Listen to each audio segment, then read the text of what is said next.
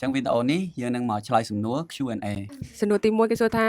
បងពីអ្នកហ្នឹងណាគេសារភាពស្រឡាញ់មុនរដងគេធ្លាប់លឺពីប្រពន្ធហ្នឹងឲ្យប្តីនិយាយម្ដង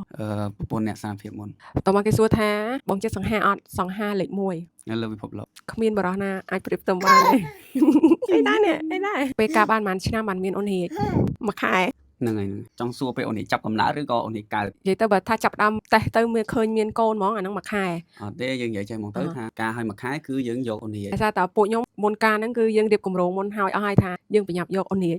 តែការពិតត្រូវយកតាំងពេលការឲ្យភ្លាមប៉ុន្តែអត់ទាន់បានខុសបច្ចេកទេសអញ្ចឹងលេតមួយខែម៉ាមីស្គាល់បងជាតិពេលណាប្តីអូនស្គាល់ប្តីពេលណាតើសួរអូនអត់ទេចង់ដឹងប្តីចាំអត់បើប្រពន្ធចាំហីប្រពន្ធខ្ញុំស្គាល់ខ្ញុំពេលណាខ្ញុំមិនដឹងតែបើខ្ញុំស្គាល់ប្រពន្ធខ្ញុំពេលដែលគេណែនាំឲ្យស្គាល់ថានេះadmin page ក្មេងខ្មែរ fan ហ្នឹងខ្ញុំចាប់ដើមស្គាល់ប្រពន្ធខ្ញុំពីថ្ងៃនោះមកតែបើថាប្រពន្ធខ្ញុំស្គាល់ខ្ញុំតាមប្រពន្ធខ្ញុំប្រាប់ស្គាល់យូរហើយប៉ុន្តែជួបលើកដំបូងនៅកន្លែងកាហ្វេនៅណានៅតែខ្មៅស្គាល់តែប្តីអត់ចាំតែហ្នឹងមិនមែនអូនឯងស្គាល់បងទេអូនឯងស្គាល់បងយូរហើយស្គាល់តែគាត់តែស្គាល់យល់បើថានិយាយស្គាល់គ្នាហ្មងគឺអត់ទៀតហ្នឹងតើនិយាយថាអាហ្នឹងលើកទី1បានជួបបានឃើញតើថ្ងៃមួយអូនឯងមកថតរូបអីនៅក្រោយឆាកខាងនោះគេ fan កាប់មុខមកមែនទេប្តីហៅអូនថាម៉េចស្ដាច់ fan ស្ដាច់ fan មកតាមដល់ក្រោយឆាកកាលពេលស្រឡាញ់គ្នាអត់ពេលអត់ទាន់ជាប់ពាក្យតល់អីធ្លាប់បែកគ្នាអត់អូការដែលស្រឡាញ់គ្នាអត់តំភ្ជាប់ពាក្យបើមុនភ្ជាប់ពាក្យដូចអត់ដែលទេតែគ្រាន់តែភ្ជាប់ពាក្យឲ្យភ្លាមគឺចំនួនរាជវង្សមេងចាប់ដើមកាត់ឡើងមែនតែរាជវង្សមេងនិយាយទៅអាចំនួនរាជវង្សនៅស្រុកចិនហ្នឹងប្រមូលមកទាំងអស់មួយថ្ងៃ3ដងដូចស៊ីបាយគេសួរថាមិនបានស្គាល់គ្នាខ្ញុំ fan គាត់ហើយបន្ទាប់ពី fan មកហៅទៅធ្វើការមួយគ្នាគេសួរថា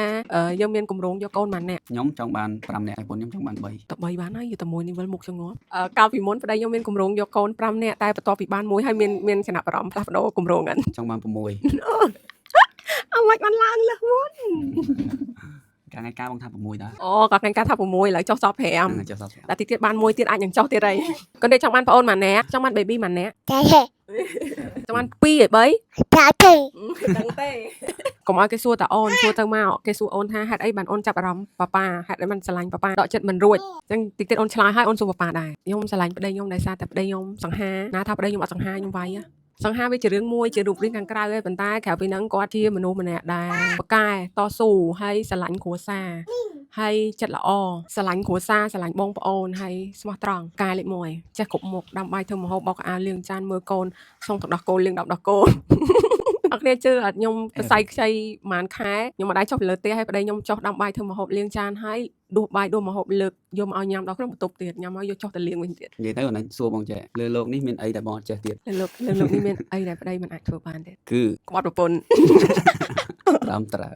ឥឡូវសួរប្តីវិញមិនបានប្តីឆ្លាញ់អីសំណួរយើងឌីសទៅអ្នកដែលចូលចិត្តឌីលអូនថាអូនអក្រក់អញ្ចឹងមិនបានអូនមិនស្អីស្អាតហ្នឹងតែប្តីជ្រើសរើសយកអូនអូខេអញ្ចឹងបើយើងនិយាយពីសម្រស់ប្រពន្ធខ្ញុំគាត់មិនមែនជាស្អីស្អាតអីទេពេលដំបូងឡើយហេតុផលដែលខ្ញុំអត់ស្រឡាញ់គាត់ក៏ដោយសារតែគាត់អត់មានសម្រស់ទេហើយបើខ្ញុំនិយាយពីស្អីស្អាតវិញឆ្អែតឆ្អន់អស់ហើយហ្នឹងហើយអញ្ចឹងអ្វីដែលប្រពន្ធខ្ញុំតាក់ចិត្តខ្ញុំបានគឺប្រពន្ធខ្ញុំគាត់មានបេះដូងហៅថាទឹកចិត្តជាមនុស្សដែលស្មោះត្រង់និយាយថាម៉េចគឺអញ្ចឹងហើយមួយទៀតគឺចិត្តល្អហ្នឹងហើយទោះបីជារូបរាងខាងក្រៅមើលទៅមិនសូវល្អប៉ុន្តែខាងក្នុងគឺគេហៅថាល្អបរិសុទ្ធខ្ញុំហ៊ាននិយាយពីប្រមាថថាល្អអត់ខ្ចោះអញ្ចឹងបើសិនអ្នកទាំងអស់គ្នាវាតម្លៃតែសម្បកក្រៅឬក៏អ្នកទាំងអស់គ្នាឲ្យតម្លៃតែសម្បកក្រៅមើលមកប្រពន្ធខ្ញុំគឺអត់មានចំណុចណាមួយដែលគួរឲ្យតាក់ទាញទេប៉ុន្តែបើសិនជាអ្នកទាំងអស់គ្នាជាមនុស្សដែលឲ្យតម្លៃខាងក្នុងហ្នឹងហើយគឺជាអ្វីដែលខ្ញុំស្រឡាញ់អូនថែមមួយចំណុចទៀតមូលហេតុដែលអូនស្រឡាញ់ប្តីពេលនៅក្បែរបងមានអារម្មណ៍កក់ក្ដៅមានអារម្មណ៍ថាអត់ភ័យខ្លាចរឿងអីទាំងអស់និយាយទៅមានអារម្មណ៍កក់ក្ដៅហ្មងខ្ញុំនិយាយមួយទៀតឥឡូវបងនិយាយមួយទៀតដែរខ្ញុំជាមនុស្សម្នាក់ដែលចូលចិត្តធ្វើអ្វីៗឲ្យមនុស្សជំនាញខ្លួនខ្ញុំមានអារម្មណ៍ថាខ្ញុំធ្វើឲ្យពួកគាត់ជាមនុស្សដែលមានសំណាងតែមួយជីវិតខ្ញុំពិបាករកមនុស្សដែលធ្វើឲ្យខ្ញុំមានអារម្មណ៍ថាខ្ញុំមានសំណាង